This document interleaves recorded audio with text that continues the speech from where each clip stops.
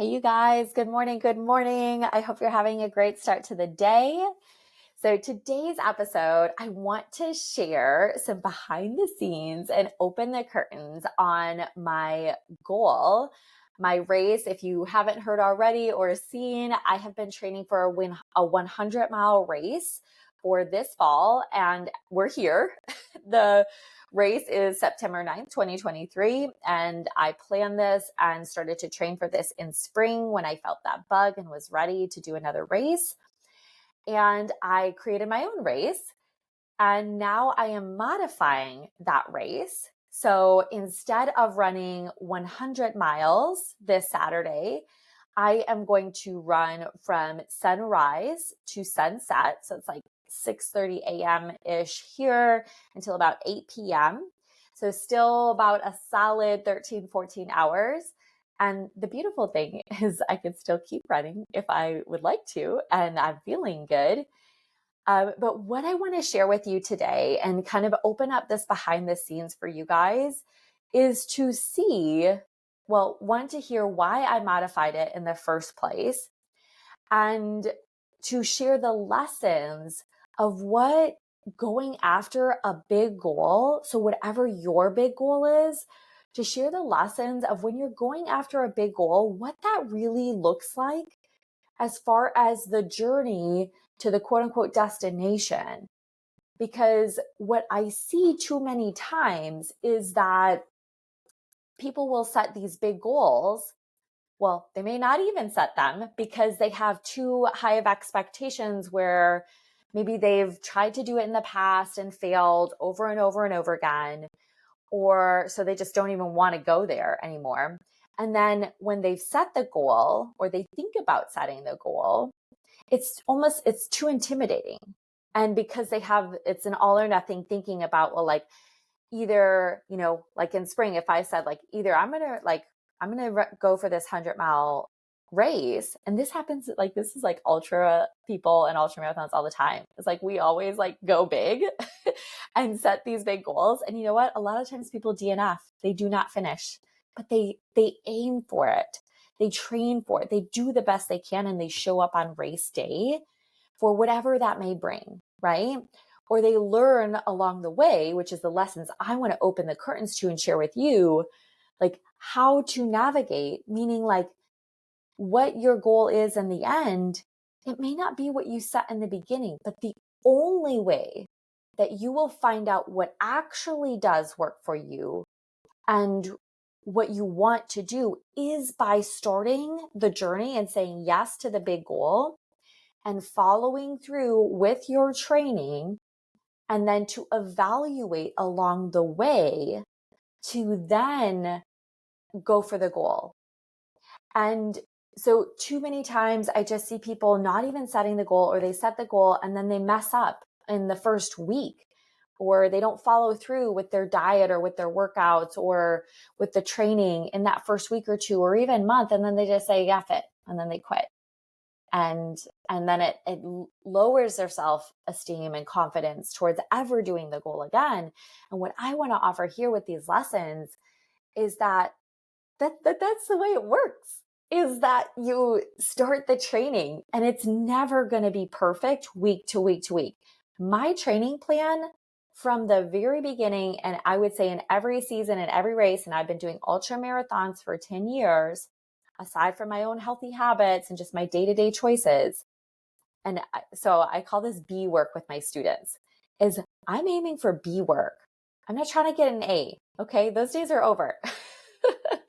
I have kids. This is real life. Okay. We are not 20 years old and, not adulting, right? So this is real life. Shit is going to happen, y'all. So every single week I make a plan for my training. And you know what? I don't know one week that I hit it 100%, right? If I hit my training at 80%, that is winning to me. And I hope that that's not even one of the lessons that I want to share, but that's a lesson to take, in that if you set a big goal week to week when you're going after your training, plan to hit it. 80% is winning. If you get your workouts in, if you do the things 80% or even 70%, that is winning. Okay. So that was a down a tangent, a rabbit hole there. So here are the lessons that I've learned and hopefully will help you so that you do set big goals and or small goals, whatever it is, but that you set the goal and you go towards it, knowing that the goal may change at the end, just like I'm modifying my race, and that you may find out and learn things about yourself you never knew before that now will better you in going towards that next goal or that modified goal in the future. So you're just constantly, it's like forming the diamond, right? The only way you get to the shiny, beautiful, gorgeous diamond is by chiseling away. And from the like rock that we are, where we're like, okay, here's this rock from all our past experiences and our background and our growing up and all these old stories, we have to chisel away with that to really find who we are and what works for us. Okay. That beautiful diamond. So, this race, this 100-mile race, I planned in spring and I decided to do it myself and make it my own because I wanted to do it here in Asheville. I didn't want to have to pay for travel for myself, my crew, the travel time and days, the extra amount of time that would take to do that, carrying all my stuff and like planning it out in that way versus just like putting all my stuff in a car and driving down the street. So logistically, in my mind, it made more sense to do something here local. I also wanted my boys to be a part of this. That was a big reason for me. I didn't want to run somewhere and they were like, well, mommy runs these 100-mile or ultra races, but like they'll be at the end of some locally here. But I really wanted them to like see and come down and be a part of it and see mommy running this. So those are really some big reasons to have it here in Asheville and to make it myself. And we do have a couple trail races here, but the amount of time it would take me to train on the trails was just astronomical compared to doing a flat race here on our local greenway. So that is why I made my own race in the beginning and why it made sense to me, right? And then that's the first lesson that I learned along the way as I started to train was that logistically planning a full on like 100-mile race was just something I didn't think the amount of time that it would take to do that. I wasn't accounting for the true amount of time to logistically plan it. So it just didn't get done, to be quite honest. So I always was like, I will send out things and put this together. And what I mean by that planning is, if you don't know ultras, is generally there's aid stations every 5 to 8 miles. So basically I was going to have to create my own aid stations with people to man those aid stations for an entire 24 hours, right? So that's asking a lot of folks to get that set up. It's a lot of planning that goes on behind the scenes of what food's going to be there. What do I need when? Who's going to take this 3-hour shift? Who's going to take this 3-hour shift, right? Like there's a lot of logistics to planning a 100-mile race that in my mind seemed a lot easier when I was like, oh no, this is what I'll do. I'll just run the greenway. So for that, I realized that a lot of these realizations came in July. So I'd started training basically in March. So I had March, April, May, June. It was about 5 months in, right? I was almost truly done with my training. Would have started to taper at the end of August that these lessons started to come to me. And I was like, okay. So this was in July. I realized like, I'm not making any ground logistically planning this race for myself. And I don't really see that coming together because it's summer. My boys are home, out of school. And okay, Waylon was in a like preschool from 8:30 to 12:30, but overall, like I had more time with them, which was amazing. And on top of work and all the things, and training itself. So that is why logistically I started to realize in July it wasn't working. And I could feel that. I just want to share too. I could like start to feel this like feeling of pressure and these feelings of overwhelm and some exhaustion is what the feelings were starting to come up in July, and it not being fun. I wasn't feeling motivated to go do my long runs anymore. So these were all signs to me. So you all can hear this. If you are feeling this combination, right, this ball of energy within you start to be exhausted, overwhelmed, pressure, not motivated, like, I don't even say low energy, but if you're starting to feel that bag of goods, that's like a good sign, a flag coming up for you, like, woo, like something's going on here. Let's check in with ourselves and see what the heck is going on to see if we need to modify or change something. Okay. So that's the signs you're looking for to start to be like, is this really working for me or not? And I just want to share something here in regards to, I've seen this with clients before when they come to me where they have been working out at like Orange Theory Fitness 5 or 6 days a week. They have been like super low carb, dieting for like a year. And they had signs of feeling like exhausted, overwhelmed, like 3 months into that plan. But they kept pushing through and being like, no, this is it. This is what you got to do to get the results. And it ended up like really blowing up on them and messing with their hormones and not losing the weight because they just kept plowing through. And listen, my hand is raised, y'all. Like I've done some plowing through, working towards goals too, right? But this is where if you start to feel, they ignored the flags and the signs of overwhelm, exhaustion, like not feeling good or having the energy, even though they were doing the things, right? So check in with yourself, whether that's in your business, that's in your health or weight loss goals, or that's towards your race. It's starting to feel that bag of goods, something is up. Check in, okay? Don't just plow through. This is how like burnout and exhaustion and like comes in people's businesses and careers, is because you just plow through and you don't ever check in to be like, hold on, is this working for me? Like in this season of life? Okay. So once I started checking in with myself in July and noticing and having that awareness around, okay, there's the logistics part. Then it was also the long run was starting to feel like I didn't want to do it. And that was really because as your long runs start to get longer, you're running 3 to 4 hours. Basically, I was prepping. Well, the boys would go to their dads around 10 a.m. on Sunday. And then I had to get all my water bottles. I probably had a second breakfast as little pre-race, pre-run fuel, get all my water bottles and fuel ready for the actual run, get myself ready, go run 3 to 4 hours, which then started to look like having to come back and forth to my car as my own aid station versus just like having fun and running for a few hours or whatever it was. So it just ended up, again, logistically for the long runs was starting to just like wear on me and not be fun. It started to be more of a burden to like prep all these things and have to come back to my car because I was noticing I needed to fuel more often than what I thought I could.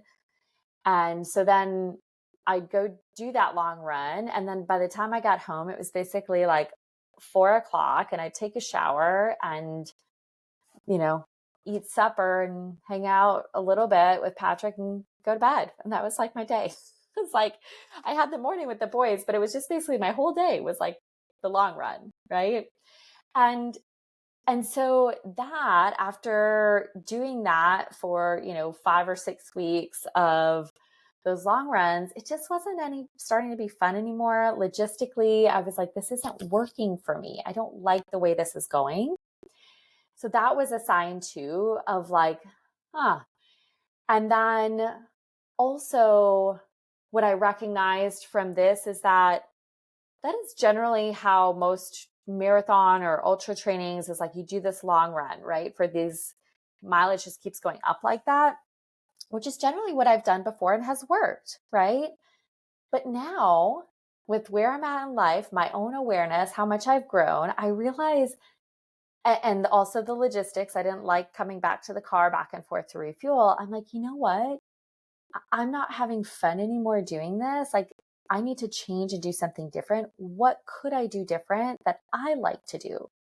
So, checking in with myself in that, what I started to come up with was I would rather to quote unquote get my long run in on Sundays, these days where I'm at and what's fun to me. Okay. Because 10 years ago when I first started, I probably would have just, run all day. Things looked different. I didn't have kids, or even when I did, there was still a little more flexibility with one versus two, right? I didn't necessarily have my business either back then. So I have a lot more things going on that take up my life that I want to prioritize just as much as running. So it's finding that balance of what works for me now. And right now, what sounds fun to me, what I learned was that I would love to go play soccer on Sunday after dropping the boys off for like 2 hours, which they have like pickup soccer every Sunday here. And I haven't done it forever, but I love playing. I played all growing up. So I could go play soccer for 2 hours, have my fuel right there. That'd be great training because it's running, hit intervals basically, and include some speed work. And then I could go run on the Greenway for a couple hours. Like that 4 hour chunk sounds way better to me than having to go back and forth to my car every 3 miles for 3 to 4 hours, right? Or like run the trails for 2 hours and then do stairs for an hour and lift for an hour. Like that could be my 4 hour session. That sounds way more fun to me these days than what I was starting to do, right? So that was a realization. And so I basically stopped doing the long runs or started doing that, like doing a run for an hour and then stairs for an hour, something I enjoyed.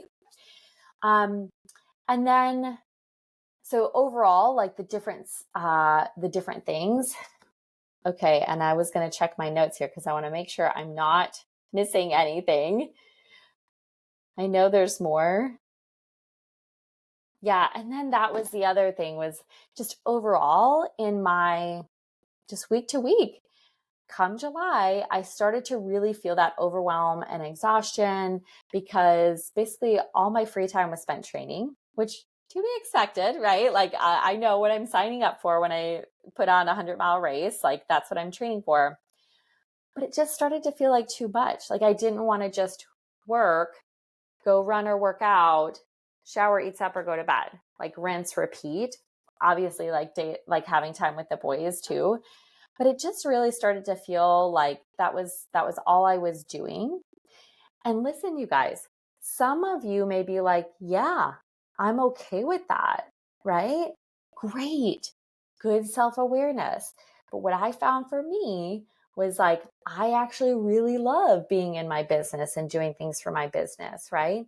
I really do want to have quality time with my partner and have a date night once a week and not just be like plopped at the end of the day, just like, hey, baby, and go to bed because all I did was work and be with the boys and train, and now it's bedtime. So I realized like that was too much for me. That much training was too much for me to feel what I felt like was a balanced life.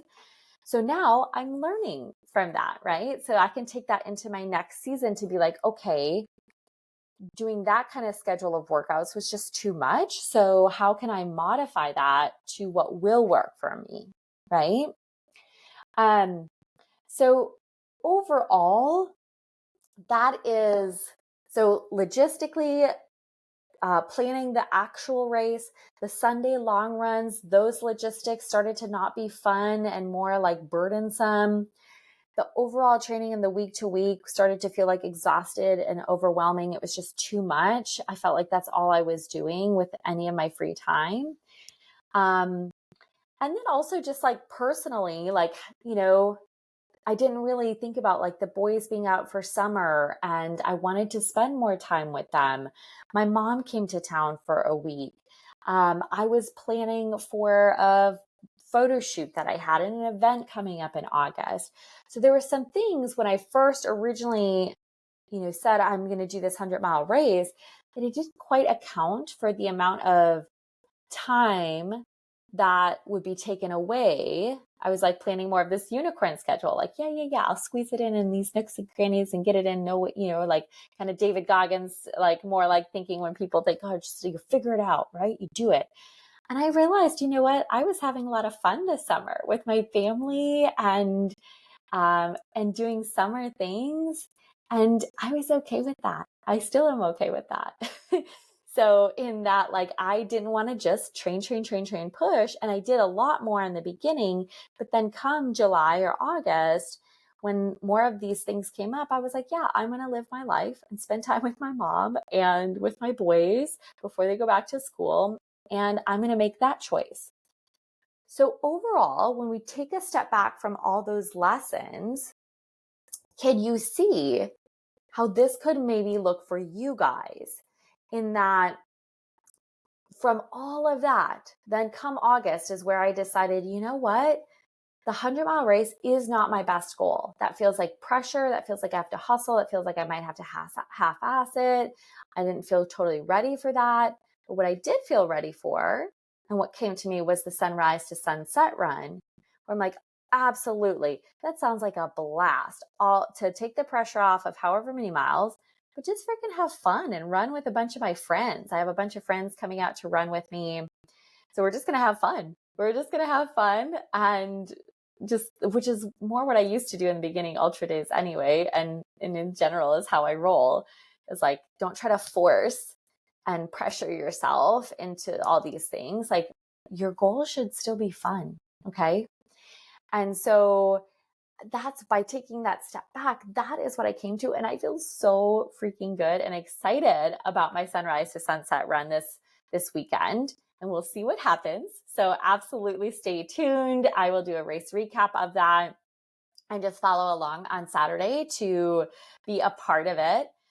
Side note here, you guys can also come out if you want to walk, run, join any bit of it with me. I know this is coming out the week before the race, so it might be too soon before you hear it, but please feel free to come out and join and do your own little run walk that day. But it feels so much better and so good now to now be doing this modified version of my goal that is still going to be epic and amazing. But because I took a step back, when I had that started to feel like, no, this isn't a good fit for me and my life right now in this season. And the only reason I found that out was because I did declare a big goal in spring, right? I didn't say like, oh, I don't know, maybe I'll do this, or, oh, I'll do a marathon or something, which for me, right? I said, nope, I'm going to do a 100-mile race. It is this date. I am committed to doing the training and going through this training cycle. Oh, excuse me. And because I committed and I said yes and I did it, I learned all these lessons that I now am like, carving out and making my diamond even shinier because I know what works for me right now in this season. And right. So how can you take those lessons for your goal? Where do you need to check in on yourself that you've been putting the pressure, you've been trying to force a square peg in a round hole simply to say you did the goal? And I know this takes a lot of ego out of us, right? Listen, I know those couple of weeks I was deciding, I had a lot of thoughts of like, oh man, like this is what I said I was going to do. I'm this ultra athlete and I really wanted to run 100 miles and hit a new PR there. Like, I had a lot of thoughts and a lot of ego that had to be set aside to make the best choice for me right now in this season. So where do you need to set aside your ego and whatever that end goal destination? If you're like, oh, like my goal is to lose 20 pounds in 3 months, 6 months, whatever time it was, 20 pounds this year. And you're like, okay, well, either maybe you gave up instead of modifying it to be like, okay, you know what? I tried to lose 20 pounds at the beginning of this year and that didn't work because you were putting too much on yourself. You thought you could do 5 workouts a week and eat no carbs and no sweets and no alcohol and did one of those numbers to yourself instead of being like, you know what? I can just lose 10 pounds by the end of the year and still have a glass of wine every now and then and still have a small piece of chocolate every day. I'm laughing because this is me. And still have a burger and fries, and eat healthy 80% of the time, and the other 20% of the time have some treats and, not deprive myself of any foods, and reasonably get 4 workouts in a week of something I actually love versus what I'm should do or supposed to do or is trying to do because Jenny Joe said I should do, the fitness buff. Like, what if you just did you and modified your goal? And instead of trying to force that big goal, you actually, by starting and doing it, you learn, you know what, this doesn't work for me. Your girl loves some French fries and a burger and donuts. So why would I ever say no to that, right? Maybe you're like, you know what, I would like to have a donut once in a while. And that is actually what works for me. So check in. Where do you need to modify when you're working towards this big goal and keep going, right? Versus just quitting and saying F it and giving up completely, only to start again, because it's still going to be on your heart and head, right? So I didn't just say, just fuck it, I'm just not going to do this race at all anymore, not doing it anymore. I'm like, no, I'm going to figure out what I can do and do that, right? And take the lessons that I just shared with you guys. So now going into the next season, I'm like, okay, this does work, this doesn't work. Now I'm going to try this. And this is life, y'all. This is like this beautiful journey of life we're on where it's just always growing and evolving and learning the lessons. There is no here. There is no like, I've arrived, right? Like even once you lose the weight, for example, okay, you've lost the 20 pounds now. Yay. That doesn't mean you just get to stop doing the things. No. And you have to keep doing the things and probably will have to continue to lift heavier weights, right? And as your body ages and gets older, there are going to be certain things like you can and will change, right? You might not always be able to eat the same thing that you've been eating forever or do the same workouts forever. You're going to have to modify and change and grow. This is the beauty of life. So I really hope these lessons are helpful for you all with what you're working towards, your big goals, gives you permission to set the big goals and not hit it. Okay. That have grace for yourself and learn the lessons that you need to learn by setting the big goal and evaluating. I hope it really gives you the space to see if you are pushing, if you are overwhelmed, exhausted, not motivated, that's a sign. That's a like time to change things up. Something is not working. If you're feeling those feelings, something is not working. Okay. Whether that's your thoughts about the thing and you actually really do want to keep doing it, or it's just simply like, that's just not for you. Right. And maybe and here's the thing too, maybe it was for you 10 years ago. Maybe that job was your dream job 10 years ago, but now that you have kids and now that you have evolved and grown and changed and gone through some things, you want to do something different. Like, okay, right? So really like evaluating and taking that step back. If you're seeing signs of that bag of goods, it's time to check in with yourself and see what needs to change. And that doesn't necessarily mean a 180, right? That might mean just little changes to your original plan or starting just to explore and do something different, right? I didn't just stop working out. I didn't just like totally stop. I was like, okay, this is what I want to do for my long run day and modify this. This is how I want to do my training, right? I just modified it so I could keep going. Okay, you guys, I hope this was super helpful for you guys. And I can't wait for this Saturday. And I will definitely be excited to share all the updates from the race, how it went, what that looked like. I'm every single ultra has more lessons to share and more experience. So I will definitely be sharing that with you guys soon, and I will see you all then. Bye.